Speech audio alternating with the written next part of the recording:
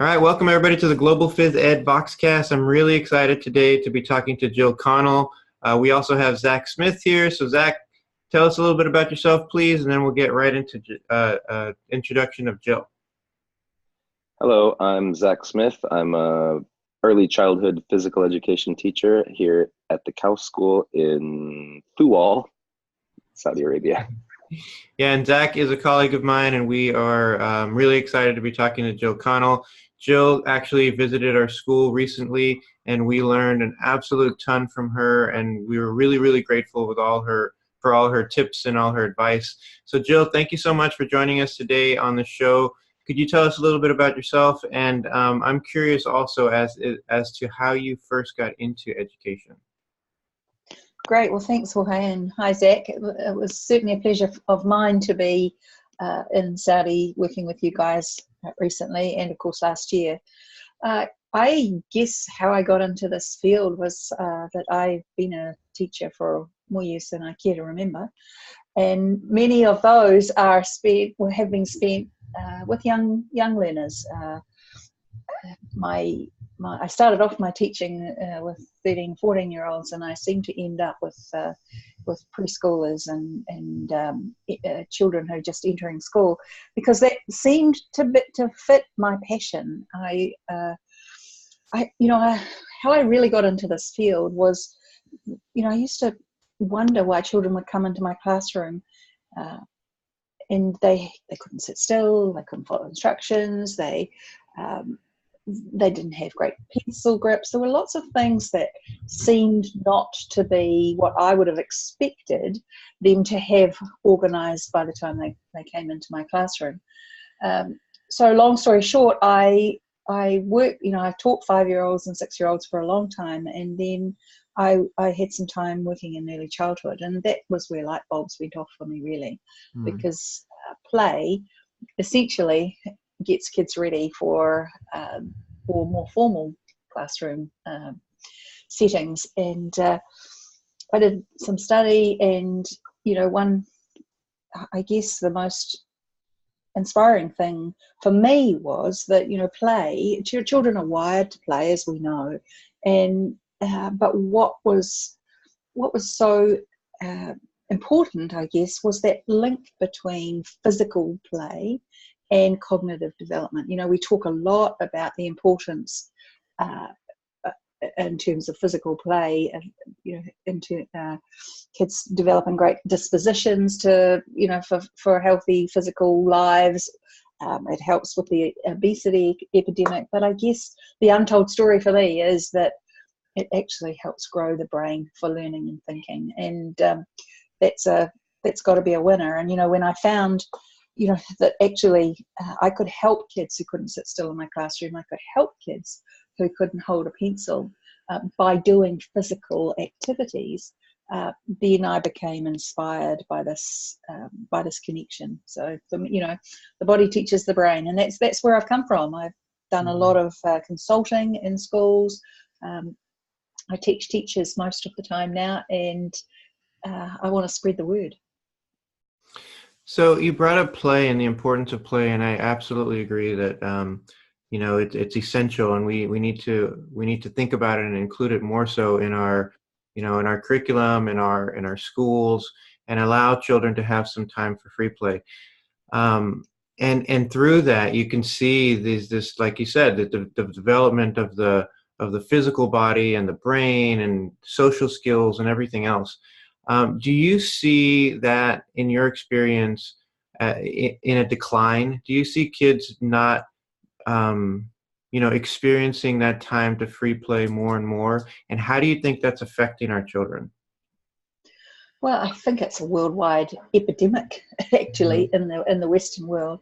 For a variety of reasons, things have changed greatly. When I was a child, I went to the park. I left home, I went to the park, I came home when I was hungry. We don't let kids do those kinds of things anymore because of, we're concerned about dangers. We worry about children at the playground, and that they might potentially hurt themselves. We are organizing their lives a whole lot more so they don't have time for free play. We and I'm saying we because, you know, it kind of is not the kids' fault. It's the change in our society and a change in our environments and what we value as parents, I guess. We've got technology, as we know, and children are less active. They're driven everywhere instead of, you know, spending time walking along the footpaths or the cracks in the footpaths or jumping over the cracks or balancing, you know, all those kinds of things have kind of gone out of daily lives. We're in a hurry. We don't have so much time anymore to just allow kids to roam and to be free to do the things that kids are wired to do. Mm-hmm. And you know, what's interesting to me is that when you were talking, I was thinking about, you know, if you watch a 5-year-old walking down the sidewalk, as you said, you know, they're jumping over the cracks, they're imagining there's lava on the floor, you know, whatever that might be, but it's full of imagination and it's full of play. And a lot of times we get stuck telling them not to do those things, right? Not to do, not to be as free and as imaginative as they should be or they could be. And then we find ourselves kind of prescribing these artificial opportunities for them to imagine, and then we wonder why they can't, right? Yes. So it seems like it's just almost like this vicious cycle that we tell them not to, but then expect them to. How do we get around that, especially in schools? How do we get around our want to kind of keep them under control, and then also let them be imaginative and free and creative? Yeah, so I mean that's a $64,000 question, really, isn't it? It's a big one. Yeah, I think some curriculums are really prescriptive for young children. In other words, we quite often teach to an answer instead of allowing kids to find their own way to their own answer. And so, you know, some techniques you can use instead of asking them a specific question that has a specific answer, you can create this imaginative world for them by just simply saying things like, I wonder how you could use your body to get across there if you didn't have legs. And when you say stuff like that, you know, then they have to use their imaginative sense to find another way. Yeah. The wonder word is so powerful. And you know, for young children, any answer is the right answer because they came up with it. And that's, I think, as an adult, as a teacher, whether you're a parent or a teacher or both, you know, it's not about the answer when you're in early childhood. It's about the journey you go on to get there, and allowing your brain to wander and come up with some crazy stuff, because kids love imagination. You know, if you could, like I was in the garden with my little grandson the other day, and there was a spider on the floor, or crawling across the garden. He didn't like spiders much. So I thought to myself, how can I get Jakey engaged in this? And so I said to them, hey, Jakey, can you check this spider out? I think he's wearing his pajamas. If they've got green stripes or if they've got blue stripes. I wonder if he's going to his granny's for lunch. Maybe he's going to have egg sandwiches or spaghetti or something. And, you know, I just made up this story for him. And before it appealed to him because that's how children think. They love to think crazy. They love to think outside the square.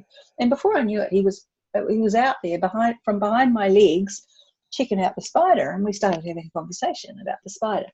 And that's what we need to do in early childhood, in my view. You know, just chill, have fun, be the unexpected. Do you know what I mean by that? Just you know, they look at you and say, are you for real? Okay, that's okay. I can do this. So it's about us, really. It's well, about you're in their space then. You're in their mind space, right? You know, you've entered their territory. That's right. I mean, we think and we teach kids like we're adults, but we need to stop doing that most of the time, not all the time, but most of the time, and start thinking and and and playing like kids would play. I think it's very powerful. Yeah, and I think So that. you, Oh, I'm sorry. Go ahead, Zach. well, I was just going to say, Jill, you're very deliberate. You were deliberately speaking about your word choice there. Mm-hmm. What's the role of language in teaching early childhood students? Well, I think one of the most important things for us to understand in terms of language acquisition is that children learn new vocabulary and the nuances of language. In other words, their meaning through human conversation. So, and they learn the nuances of what does it mean in this setting through context. I always give this example in my workshops when I get people to touch the top of their head. Now touch the top of your toe. How come top can be up here and top can be down here? It's totally different in different contexts, and therefore children need to experience it and they need to see it in the context that it's being used so that they can use it and in the right context, I guess.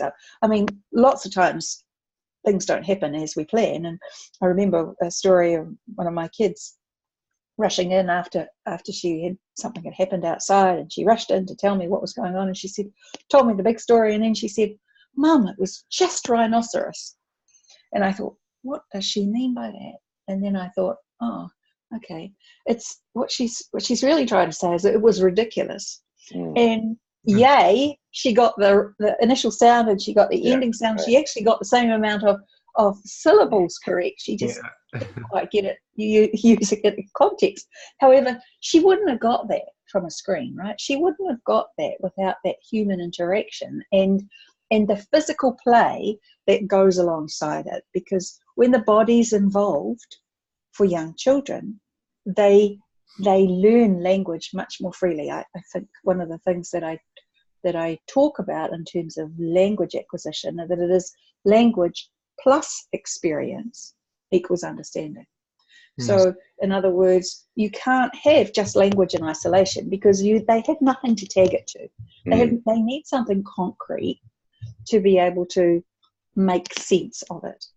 And if you just have an experience without the language, you're missing a golden opportunity to grow children's vocabulary and grow their language and grow their understanding.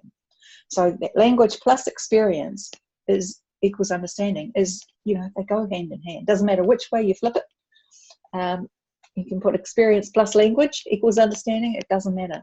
But, we know young children are constantly wanting to find out about their world, fill their right brain with information about their world.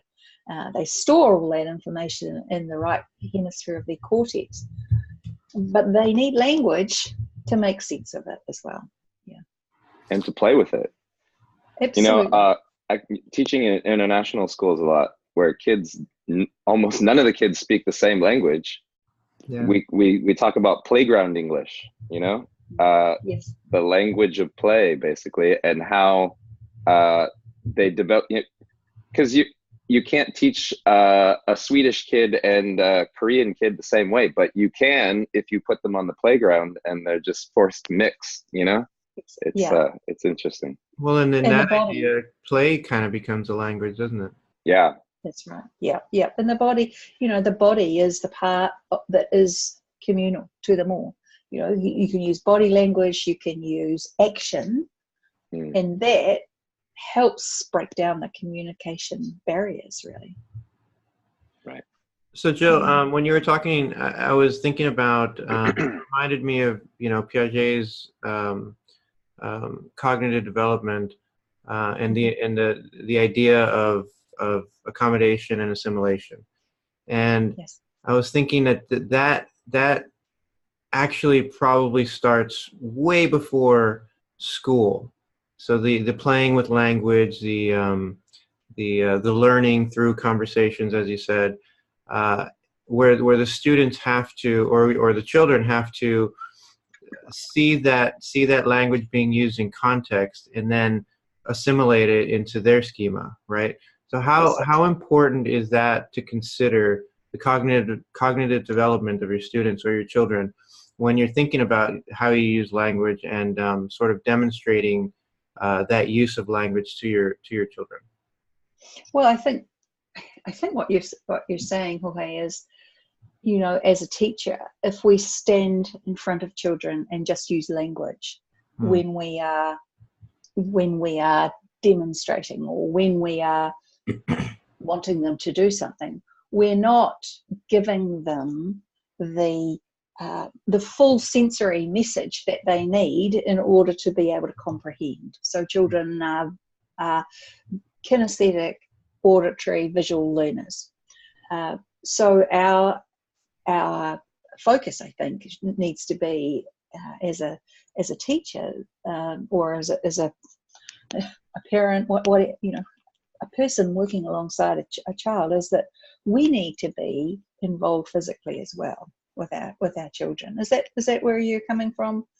No, yeah, absolutely, yeah. Because that's what I was thinking. Because even at an early age, you know, when the child might not be able to mimic our movements, they're watching us and they're seeing us and they're learning that language in the context of their environment, right?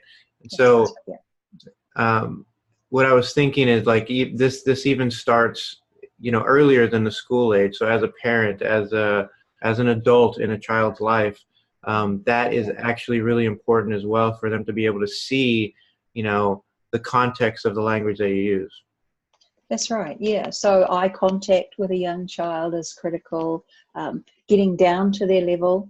I always say to adults, get shorter when you're working with kids, because you need to be at their level to be able, so that they can read your eyes, where you're looking, how you're forming the words in your mouth. You know, because when you're down at their level, they can see what your mouth is doing. You know, all of those things are so critical right from the very beginning. Yeah.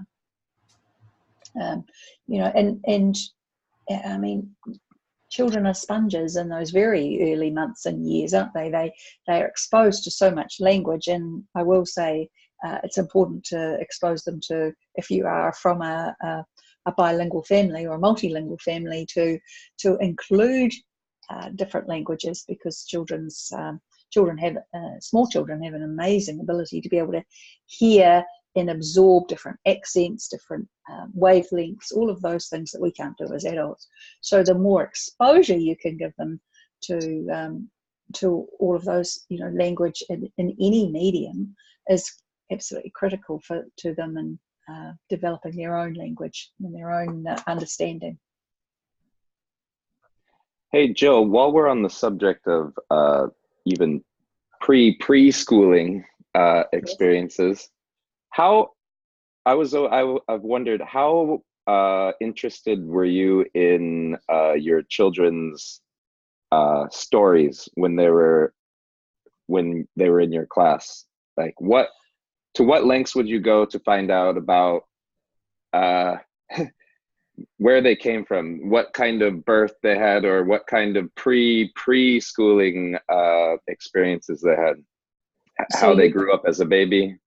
Yeah, I think Zach, it's a huge something as teachers we actually really need to learn more about.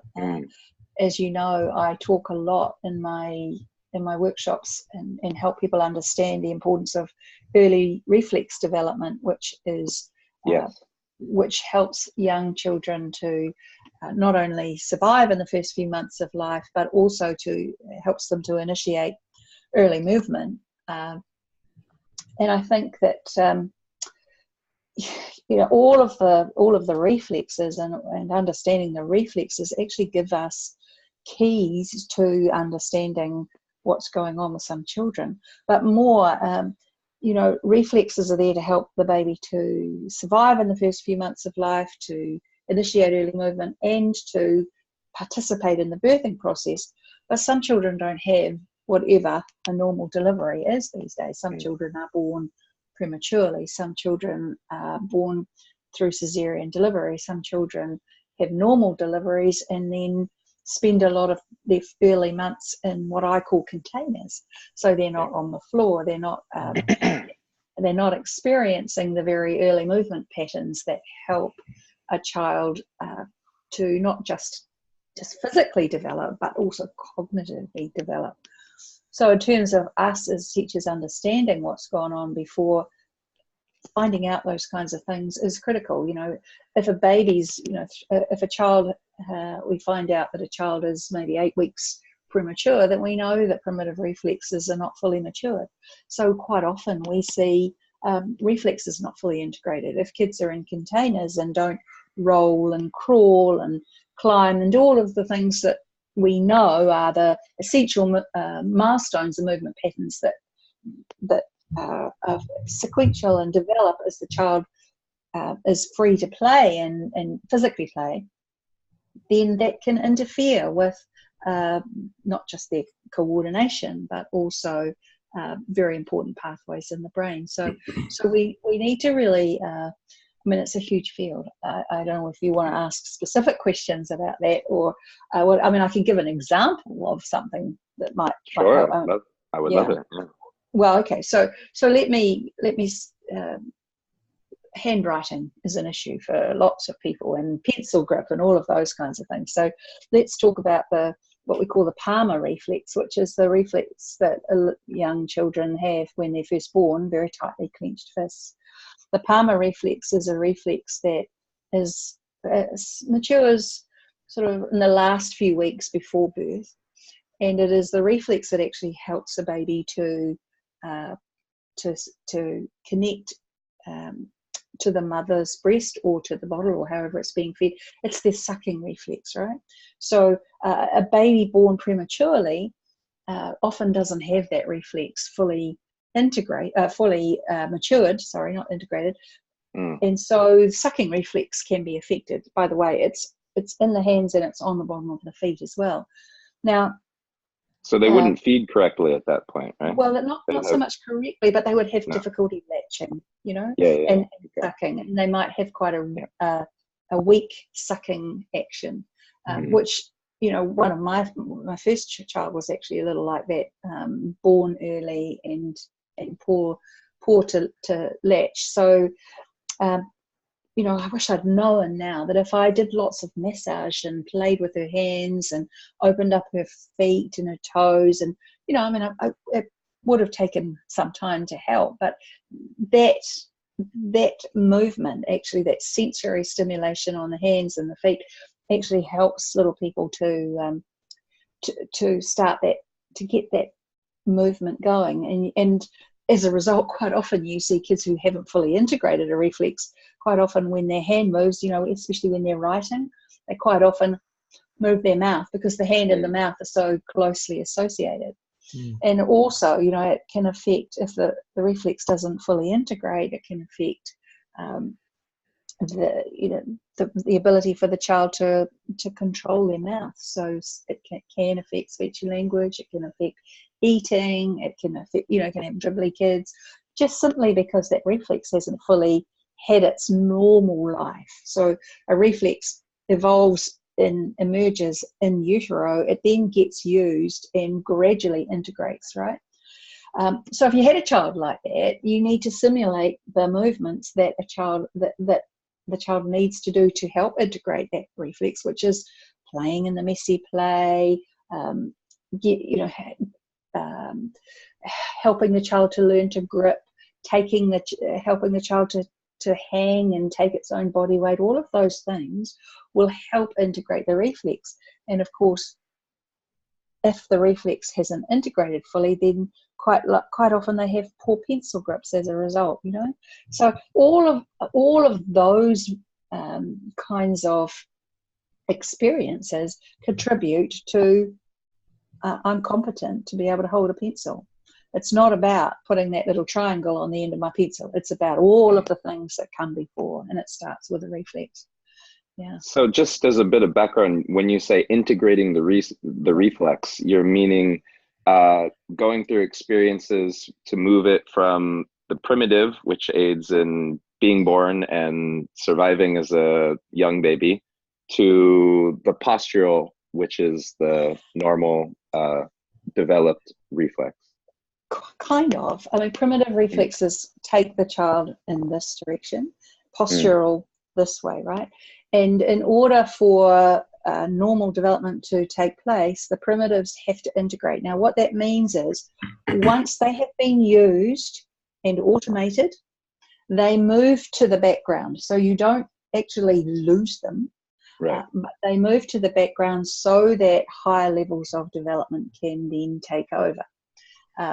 What's really interesting to note is that at any time in your life, sometimes triggered by trauma, sometimes triggered by illness, they can come back. So we need to be watchful, you know, if a child's in a stressful kind of situation in the classroom, even though the reflex has integrated, signs of that reflex coming back can be there, and we need to know a little bit about what that looks like and how we can fix it. So if I saw a child and, you know, I wouldn't necessarily see them holding their hands like that, but I might see that their manipulative skills weren't as good as they had been, or whatever. I would include in their daily physical diet things that would help that. So you know, playing messy. I'm a big advocate of monkey bars, as you know, because the monkey bars are great for thumbs under. And just as an aside, a challenge for teachers and parents, see how long your child can actually hang and take their own body weight, because we know that kids aren't climbing trees and doing the things that we used to do. So yeah, and those things like climbing trees help integrate reflexes. So it's, you know, natural play does. And can I just say that I don't think we need to get hung up on reflexes. It's just because normally in a normally developing child, and a child who is free to play and is provided with an environment that allows the child to integrate reflexes, they will do it all by themselves. It's just that's why it's a reflex, huh? Yeah. and for the reasons we just talked about before, Jorge, with, you know, what's changing for kids, sometimes it's not happening, right? Well, Jill, I know that I'm living proof that we can regress in our reflexes, because sometimes after a hard lesson, I could be known to curl up into the fetal position. Yeah, I'm not sure that's a reflex though, but anyway. Oh, good. Well, actually, it is. It is it is. There's a reflex called the TLR, the tonic labyrinth reflex, and it has two positions. One is fetal and one is extension. So maybe that's right. what's going on, right? Yeah. So, Jill, I thought that was really interesting about the aspect of automating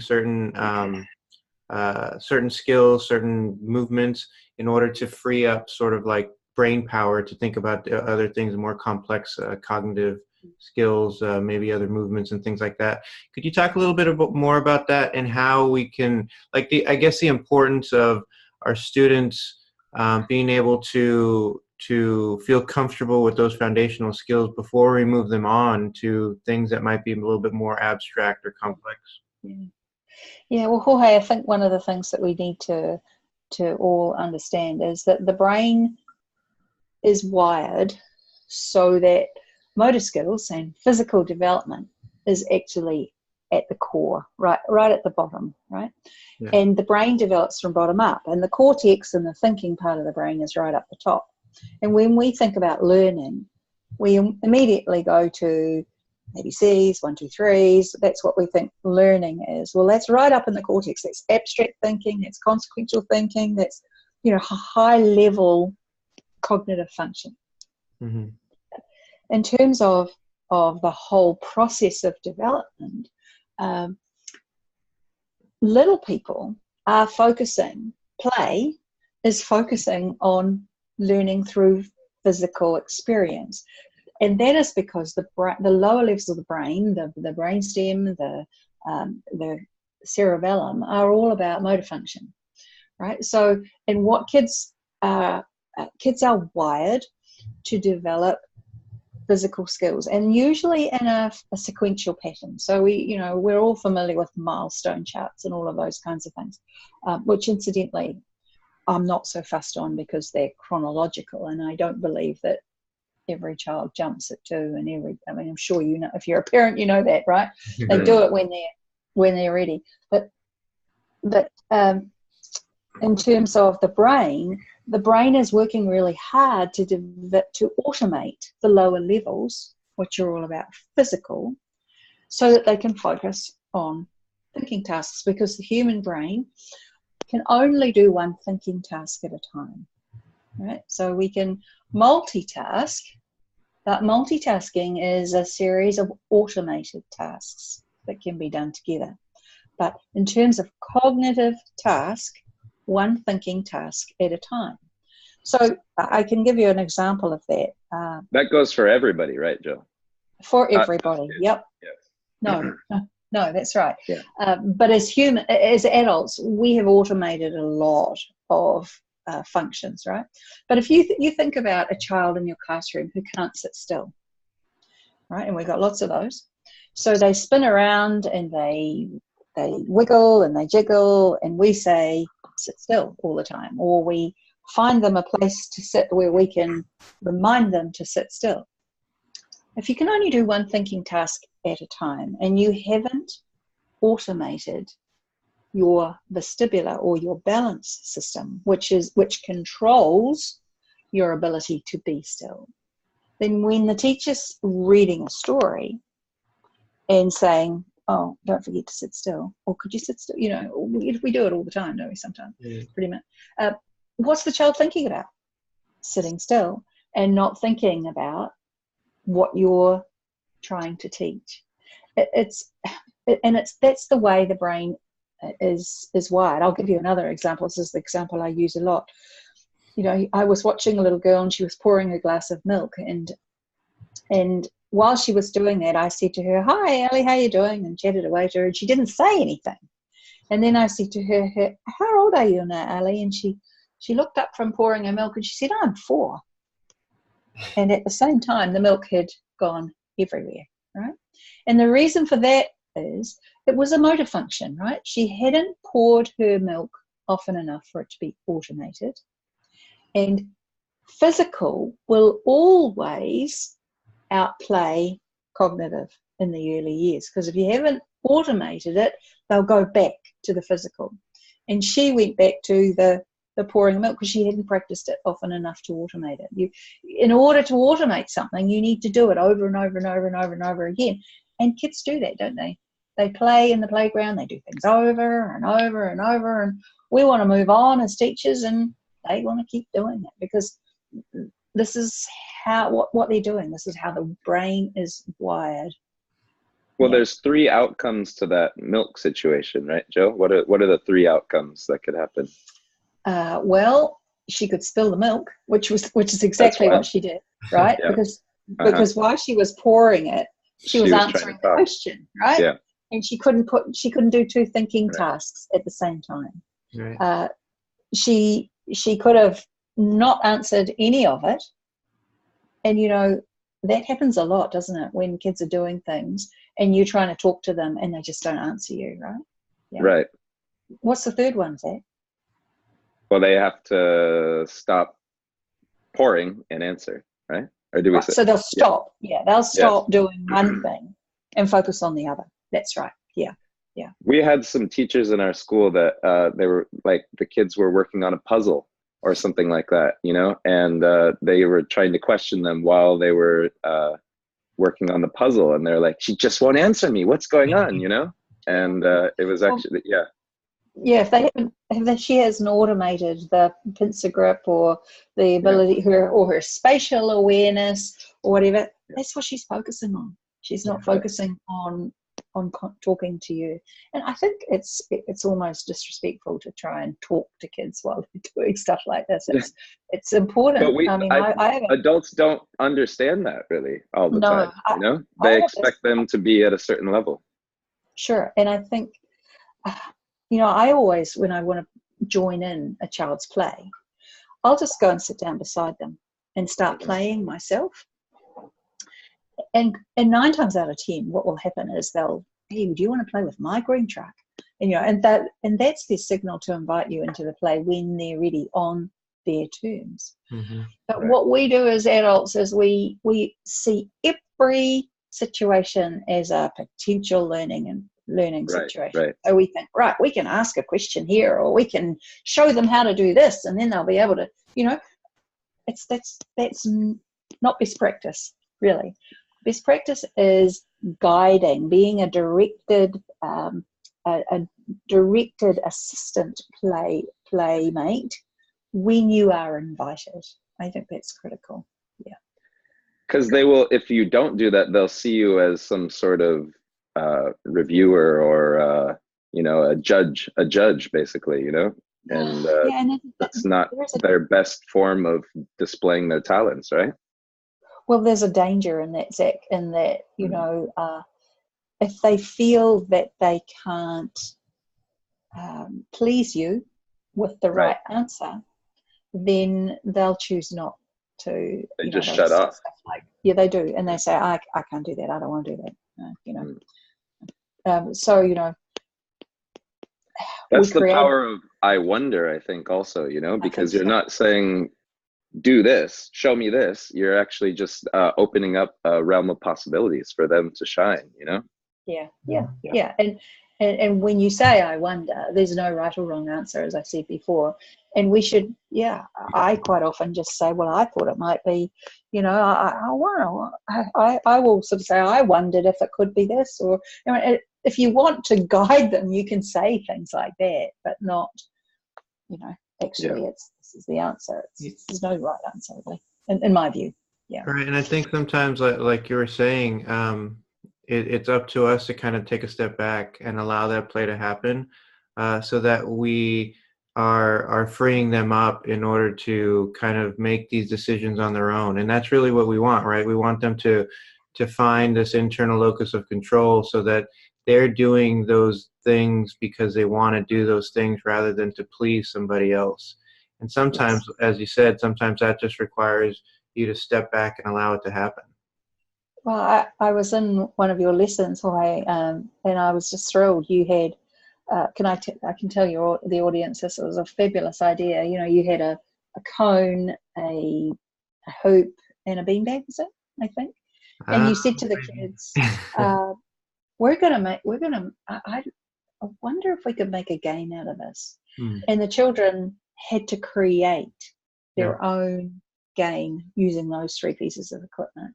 Right. And it was just such a different environment than us saying, okay, we're going to play a game, and it's called da da da da da, and we got to throw the beanbag over the cone and through the hoop, and da da da. We're very prescriptive when we do that, right? Absolutely. But the way that I saw you do that, I thought, this is exactly what we're talking about. You know, not only are we, kids are using what physical tasks they have automated, they're also using their creativity. And, you know, in the early years, it's just essential. Well, it's essential at any time. We want to create people of the future who are going to invent. We don't want clones. Well, and they're also using their social skills, which is, you know, very important for them. And again, comes out in free play. Like a lot of these skills that we want them to develop, if we just take a step back, give them an I wonder sort of statement. I wonder what you could create with these 3 items. And then it all just kind of comes out naturally. That's right. And you get lovely collaboration between the children. And you know, naturally you see kids, natural leaders come to the fore. I think I've told you about this one great activity that I do with kids, 4s and 5-year-olds. I think it's amazing. Just put this big rope down on the floor, and I say to them, okay, guys, I want you to stand on the rope, tallest to shortest. And then I stand back and let it happen. And it's really interesting. You know, they're quiet, and then some kid will say, oh, you're taller, you need to go there, and then next minute they're all measuring each other and they're moving kids around, and it can take 20 minutes, but it's amazing. Right. It is just What age amazing. would you do that with, Jill? I would do that What? with 4s and 5s. Yeah. You know, and if you wanted to make it a little simpler, you know, maybe have 3 or 4 pieces of rope and have 5 kids to start with, and then get the big group going, you know. But I took no part in it other than just watching what happened, and it was beautiful to watch. Yeah, the kids were just, it was just, I can't really describe it. It was, I mean, you think about everything that children are learning when they're doing something simple like that. And it's funny with an exercise like that, because I've done something similar, and you kind of see the students' perspective where they start kind of measuring each other, and you see, you know, this thing going on, like, oh, I'm taller than you, and they kind of angle their angle up, and they say, yeah, I'm taller, where they're actually like maybe an inch or 2 shorter, and you're going, well, we might have to fix that a little bit.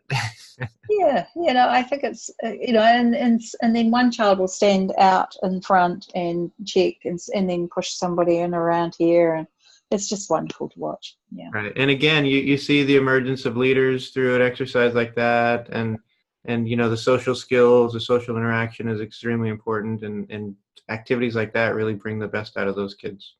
That's right. Yeah. So I want to talk a little bit also about the kinetic scale, because I know that's a big part of your 2 books, and I see one of the books right behind you, Smart Steps, and I actually have the other book handy right here, and I'll show the audience. A Moving Child, a Learning Child, which is an excellent book. I would highly recommend it to anybody, any physical education teacher out there. So could you talk a little bit about the kinetic scale? Because I know a little earlier you also mentioned, you know, a well-rounded movement diet. Could you talk a little bit about that? Well, it actually just evolved because, you know, there's lots of things that kids actually need to do, physical things that help develop certain aspects of their physical being, I guess. And you know, one mum said to me, you know, I don't have to worry about coming to movement classes, or having, you know, because my kid's really active. He kicks a ball around the park all the time. And you hear that a lot. But that same little boy was having difficulty with his writing, in that he was reversing letters, and he was writing back to front, and he was doing all of that kind of stuff. And that, I mean, that was just one example. That happened a lot. And it got me starting to think about, what do children need in their daily physical diets that help them develop the physical foundations they need for the classroom? And I mean the formal classroom, right? As an example, I just mentioned children, you know, who write backwards and who write letter reversals and all of those kinds of things. We know that's connected to midline development and coordination. And that, you know, your midline development is your ability to be able to use different parts of your body independently or together at will. And that is a sequential developmental process that happens over a period of maybe 5 to 7 years, the first 5 to 7 years. And so he was very good with his ball skills, but he hadn't developed his midline, and as a consequence he was having those kinds of issues. Because the ball skill doesn't require you to like cross over your body or do not necessarily, no. Time, right? No, it's a lot of eye-foot coordination. You know, lots of temporal awareness, body rhythm. There's lots of good things about that. Sure, totally. But there are other things that that go into developing a well-balanced physical diet. So we identified what are those things. So just like the food pyramid that we're all familiar with, in terms of, you know, it tells us what what should we have in a well-balanced nutritional diet? And proportionally, what should we be eating? How much of each thing should we be eating? I thought, well, if we can do it for food, we can do it for movement. So what are the food groups, if you like, for movement? So here they are. Sensory, which is your seeing, hearing, feeling, smelling, tasting. Mm-hmm. Your sense of balance, right? So this is your vestibular system that is developed through movements such as rolling, spinning, being upside down. And the most advanced form of balance is to be still. The third one is intuition. So this is understanding my body, what it looks like. In other words, what my body mat looks like. How much force do I use? How much space do I take up? All of those kinds of things. Where am I? Then there is power, which is all about huff and puff, developing understanding and being able to manipulate my body so I can move in different ways. So I might want to pull myself along on my tummy, or I might walk backwards, or I might caterpillar walk, or I might crab walk. I discover lots of different ways I can move. My flexibility, agility comes into that. Then there's coordination. Yeah. Sorry. Yeah. Well, I just wanted to clarify, when we're talking about power with young children, we're not talking about strength or any, like, we're not just talking strength. about weightlifting. We're talking about adjusting. You know that example of the little girl pouring her milk, right? One of the reasons she spilt the milk, or one of the other reasons that she spilt the milk, was she didn't know how much force to use to tip the milk bottle, right? Or the milk container. So she overused her muscle strength and so spilt the milk. She also spilt it because she was distracted. But that's Sorry to interrupt. I just wanted to clarify. That's all right. No, it's a good point, Zach. Kids will, if they don't know how much force to use when they're writing, they'll push too hard, break the pencil. So it's critical. That's the kind of force I'm talking about. So kids do not need to go to the gym, right? They just need to push, pull, learn how to adjust how much strength I need to use, walk on their hands, all of those things. Yeah, so that comes under power. And then there's coordination, which is all your midline development. So learning not just to cross your midline, but also to being able to pat your head and rub your tummy at the same time, being able to be well coordinated. And that helps you to develop your preferred hand. It also helps you with concepts of print. So which way does print move? All of those things. It's a huge part of what we need to develop. And so you do things like cross-patterning movements, climbing ladders, hopping, skipping, those kinds of things. And the last one is control. And control is, can I run and stop and freeze? Can I change the way I do things? Can I do it slowly? Can I do it fast? Can I do it sideways? Can I do it blindfold? Can I do it all sorts of different ways so I'm in control of my body?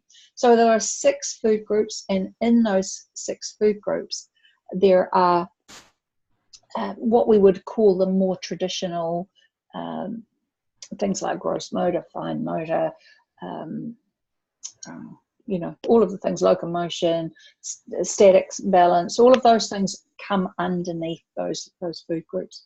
And, so the idea of this is that if teachers can use this as an organizing principle, then we could create environments, play environments, that give children the opportunity to grow and develop all of the things that they need to in order to develop their physical coordination. Yeah. So with that in mind, I know you do consulting work all over the world. You were here in Saudi Arabia just recently. What are some things that you see schools sort of lacking in, and then what do you see schools doing, a good job with as far as giving their students a well-balanced movement experience?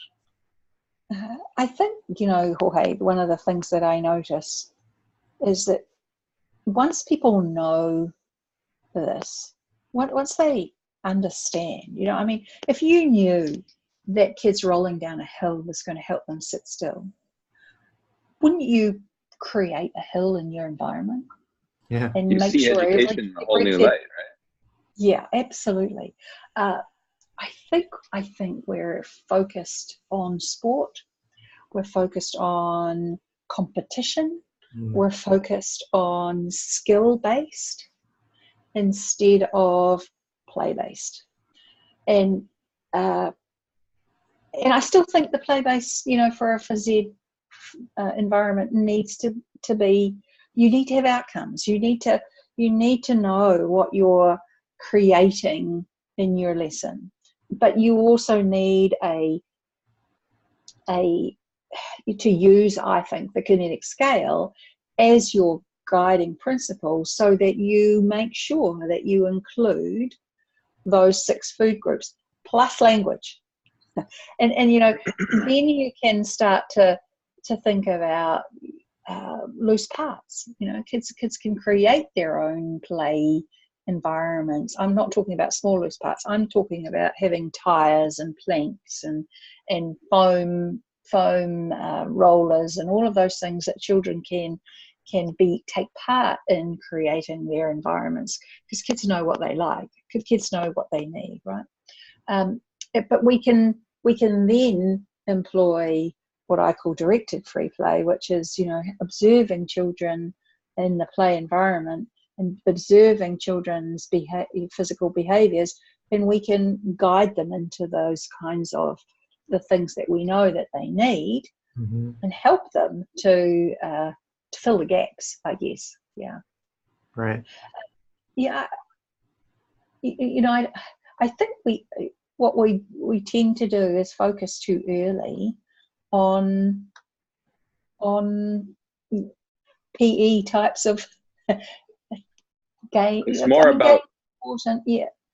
Transferable skills, right? Yeah. That's right. Yeah. And always remembering that kids learn, you know, one thinking task at a time. So identify what you want the children to do here, and how can I create a play environment to do that using the kinetic scale. Yeah. And one of the things that stood out for me when you came to visit, that I kind of am more conscious of now also, is teaching the body first. And I think a lot of the times we are in a rush to kind of get all of our information out and get all of the the activity per se and the rules of the activity out, that we forget about teaching the body first and having them sort of mimic the movement before they can actually, or I guess actually do something with the information, so that it is more long term in their memory, rather than, you know, a quick blast and then have them forget 5 seconds later. Shall I give you an example of that? You know, quite often if we've got things, kids are jumping off things, and then, you know, traditionally they'll jump off and they'll fall forwards and they'll play the fall and they'll do all that kind of stuff. So you teach the body first before you get onto the equipment. Think of ways that you want them to be. So I use a motorbike landing as my as a way of helping kids land in a it's a safe landing, squashed with your landing. They've got a visual picture in their head. So what I do is, before we get on the equipment, we'll practice. We'll put some music on, and then when the music stops, everyone has to be in motorbike land, you know, and they make noises with the motorbike, and all that kind of stuff. And they make their body into that position, right? So what you're doing is you're automating that, basically. And then when they're out on the equipment, you can say, hey, when you're on the edge of that box, don't forget to land. When you're jumping in that hoop, we're going to land like we're riding a motorbike. And I tell you, it works.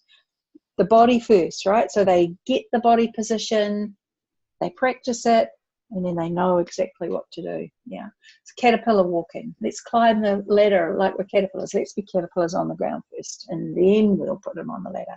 Yeah. Right. Right. Yeah, I love that. So I know we're getting close to the end of the hour, so I really appreciate you coming on. I have one more question. Andy Vasily wanted me to ask you a question. He texted me a question that he wanted you to kind of think about. So in your experiences throughout your career in both teaching and consulting, what separates good and great teachers?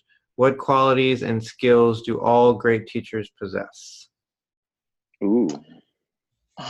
That's a big one too, right? That's a loaded question. I think we need to play. You know, there is a fine line between playing and and controlling your class. But I think we need to, especially in early childhood, you know, we do need to be relating to children as they, how can I say this? Yeah, I'm going to say it.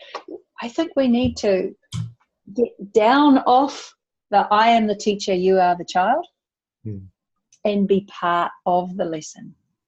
In other words, we do it, we get involved in it, we are engaging with the children in their environment at their level. I think this is critical to full participation for kids, using language while we're doing it and just enjoying it. You know, we know that we have certain goals and objectives we want to get out of a lesson. But the most important thing, I think, is that children come out of your room and they want to go back there the next day because they are playing and physically enjoying the lesson.